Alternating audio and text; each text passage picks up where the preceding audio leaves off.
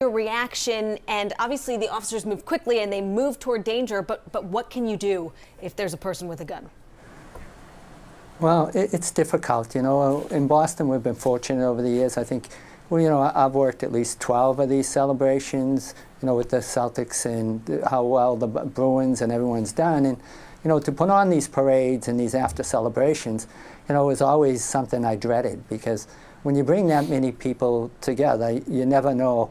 There's always the fear unknown, and if the wrong people come to an incident like this, you can see what happens. And you know, it's a tragedy. What should be a great day turned into a tragedy like we've seen here in Boston back in 2013. But you know, I know there's possibly up to 15 people shot. That shouldn't happen. But I know putting on these events are challenging. You know, that's why we always had different techniques, whether it's the rolling rally or divvying up crowds all the time about what can happen when these events happen.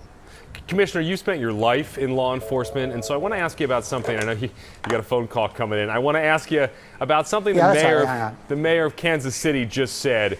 He said you shouldn't have to go to one of these big events and worry about being shot. But I want your honest opinion on this. Is that the country we live in today? Well, obviously there are way too many guns out there. I think we know all the time there's way too many guns out there. But you know, it's not so much, but they're in the hands of the wrong crowd out there. And when kids get guns, and we're seeing it more younger and younger, they come to these events, and you know, one gang will bump into another gang, and next thing you know, they're shooting at each other. And unfortunately, people don't use their hands anymore to fight it out. They use guns. And this is such a tragedy today. And I feel bad for the people of Kansas City. But on a good front, I think I watched some of the video to see the officers running towards the danger. That's what we all do for a living. And hopefully those 10 to 15 people will survive. But a terrible day. But it's always our worst nightmare putting on these events. So we know that 2 people are in custody. At the news conference, police saying it wasn't clear that there might not be someone else out there as well. They didn't directly address whether there was ongoing danger, but seemed to kind of hedge that the investigation is just ongoing.